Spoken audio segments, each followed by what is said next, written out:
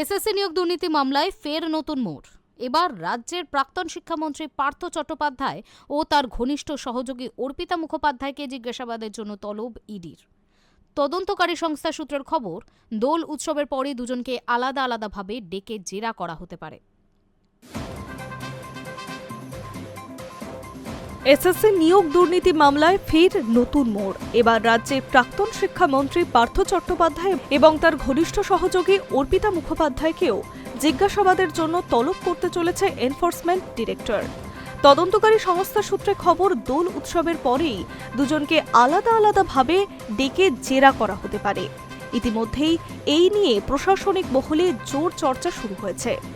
প্রাথমিক শিক্ষক নিয়োগ দুর্নীতি মামলায় গ্রেফতার হওয়ার পর দীর্ঘদিন জেলবন্দী ছিলেন পার্থ চট্টোপাধ্যায়। একই মামলায় গ্রেফতার করা হয়েছিল অর্পিতা মুখোপাধ্যায়কেও। পরে আদালতের নির্দেশে দুইজনেই জামিন পান। তবে জামিন পেলেও তদন্ত থেমে থাকেনি, বরং সময়ের সঙ্গে সঙ্গে তদন্তের পরিধি আরও বেড়েছে, এমনটাই দাবি তদন্তকারী আধিকারিকদের। কেন্দ্রীয় তদন্তকারী সংস্থা ইডি বর্তমানে এসএসসি নিয়োগ সংক্রান্ত আর্থিক লেনদেন এবং অর্থ পাচারের অভিযোগ খতিয়ে দেখছে।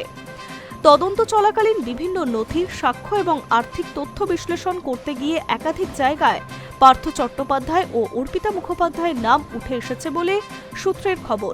সেই কারণেই এবার সরাসরি জিজ্ঞাসাবাদের সিদ্ধান্ত নেওয়া হয়েছে। উল্লেখ্য, প্রাথমিক নিয়োগ দুর্নীতি মামলায় তদন্ত চলাকালীন অর্পিতা মুখোপাধ্যায়ের একাধিক ফ্ল্যাট থেকে বিপুল পরিমাণ নগদ অর্থ উদ্ধারের ঘটনায় তোলপাড় হয়েছে রাজ্য রাজনীতি। তদন্তকারী সংস্থার দাবি, উদ্ধার হওয়া টাকার অঙ্ক ছিল কয়েক কোটি টাকা। সেই ঘটনার পর থেকেই এই মামলাকে কেন্দ্র করে রাজনৈতিক চাপানুতর তুঙ্গে উঠেছে। বর্তমানে প্রাথমিক নিয়োগ দুর্নীতি মামলার তদন্ত করছে সিবিআই ও ইডি, দুই কেন্দ্রীয় সংস্থা। মামলার চার্জ গঠন ইতিমধ্যেই সম্পন্ন হয়েছে।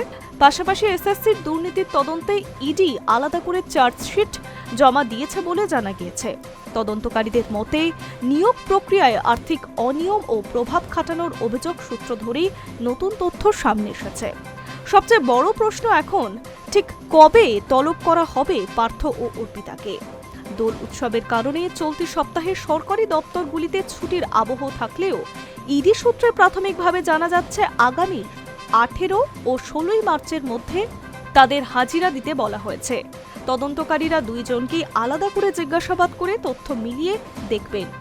রাজনৈতিক মহলের একাংশের মতে এই জিজ্ঞাসাবাদ মামলার তদন্তে গুরুত্বপূর্ণ মোড় আনতে পারে। অন্যদিকে আইন বিশেষজ্ঞদের মতে, চার্জশিট জমা পড়ার পরেও যদি নতুন তথ্য সামনে আসে তাহলে তদন্ত আরও গভীরে যাওয়া সম্ভব নয়। সব মিলিয়ে দোলের পর থেকে ফের আলোচনার কেন্দ্রবিন্দুতে উঠে আসতে চলেছে এসএসসির দুর্নীতি মামলা। ইডির জিজ্ঞাসাবাদে নতুন কোনো তথ্য সামনে আসে কিনা, এখন সেই দিকেই নজর রাজ্য রাজনীতি। Hi news network.